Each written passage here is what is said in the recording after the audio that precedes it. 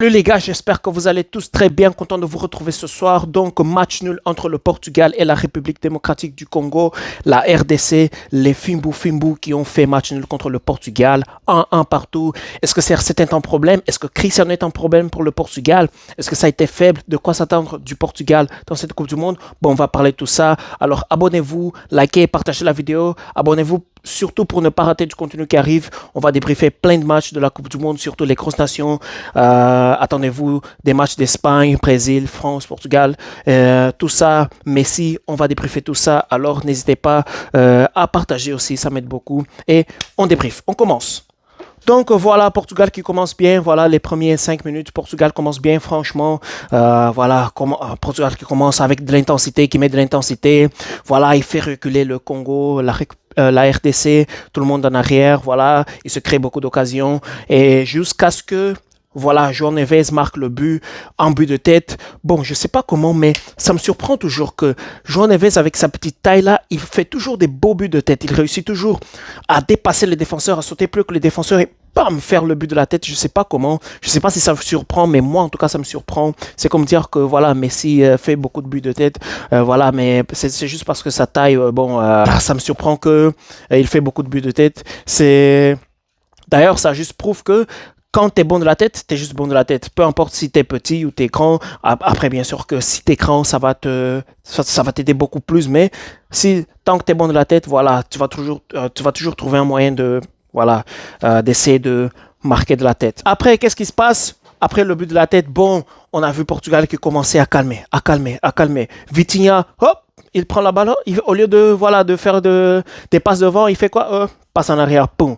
João Neves il prend la balle, il fait quoi? Passe en arrière, boum. Bruno Fernandes a la même chose, Bernardo Silva a la même chose, voilà, juste de passes en retrait, des passes en retrait. Le match, voilà, il voulait calmer le match. Pourquoi il voulait pas mettre le deuxième but? Ça, c'est ma question. Parce que, évidemment, justement, pour ce genre de choses, parce que quand tu laisses le match, le temps passé et qu'il y a juste 1-0 dans le score, s'il y a 3-0, ok, c'est bon, tu peux calmer, gérer le temps, mais il n'y a que 1-0, alors tout est possible. Le Congo, qu'est-ce qu'ils ont fait? Ils ont profité, ils ont vu que le temps a passé, voilà, que le temps passait et que voilà, ils n'ont pas réussi à marquer. Qu'est-ce qui arrive? Et qu'est-ce qui s'est passé? Fin de la première mi-temps, juste, je pense, la dernière action de la dernière mi-temps, voilà, coup de pied arrêté, corner pour la RDC, ils font le corner et par but de la tête et 1-1 partout. Et d'ailleurs, la célébration, très belle célébration des Congolais. Voilà, un match solide, en tout cas aussi des Congolais. Félicitations à vous. Et donc, tout le monde rentre en mi-temps.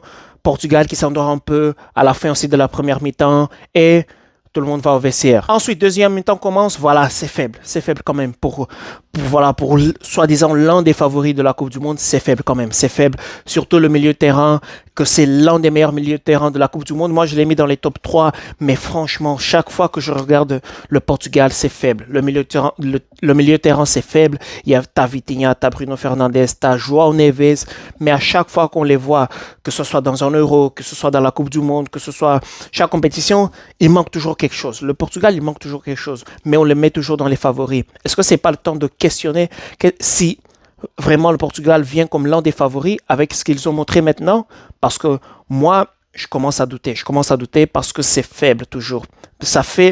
C'est pas d'aujourd'hui, ça date. L'Euro passé, c'était faible. La Coupe du Monde de 2022 aussi. Mais même s'il y avait plein de joueurs bons dans l'effectif, mais il manque toujours quelque chose dans l'effectif parce que c'est faible. On va pas se mentir, c'est faible. Et ensuite, Portugal qui a une grosse occasion aussi avec le CR7 qui rate l'occasion, mais laissez-moi dire quelque chose. Je vais essayer de mettre l'image dans l'écran. Il y a Bruno Fernandes qui est juste en arrière de Cristiano Ronaldo. Si juste Cristiano Ronaldo laisse passer la balle, Bruno marque le but. Et c'est but. Et c'est le 2-1, match plié.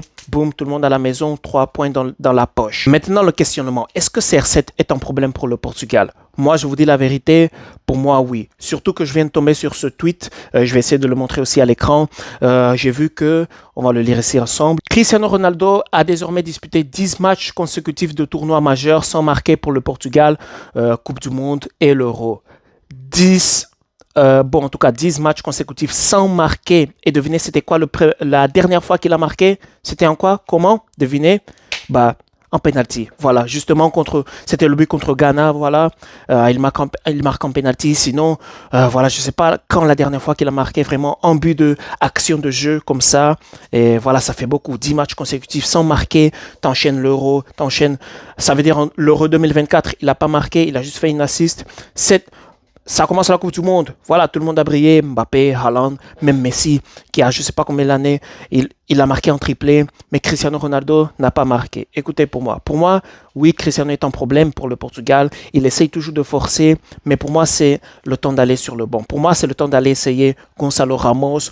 Au moins, il va t'apporter de l'intensité. Il va aider dans le pressing. Parce qu'on ne va pas se mentir aussi, Cristiano, il a déjà 40 ans, 41 ans, je pense.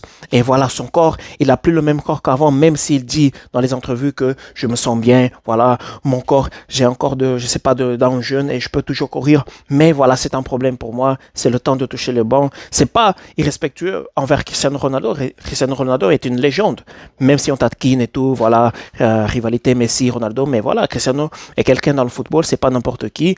Mais pour moi, en ce moment-là, c'est un problème, vu son âge, vu les performances qu'il montre maintenant, parce qu'il n'y a pas d'argument maintenant, aujourd'hui, pour moi, de continuer avec Cristiano Ronaldo titulaire avec la sélection portugaise. Et donc, je termine cette vidéo en félicitant les léopards, les Fimbu Fimbu, comme ils disent. Bonne célébration. Voilà, vous avez le droit à célébrer. Vous pouvez fêter ça parce que voilà, c'est incroyable. C'est historique. Je pense que c'est la première Coupe du Monde pour la RDC.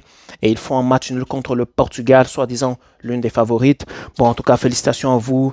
Voilà, vous avez été solide défensivement. Et voilà, vous avez fait un bon match. En tout cas, c'est tout pour la vidéo aujourd'hui. Merci à tous ceux qui vont liker et partager la vidéo. N'hésitez pas à vous abonner pour ne pas rater du contenu pour la Coupe du Monde. On se voit à la prochaine fois. Bye!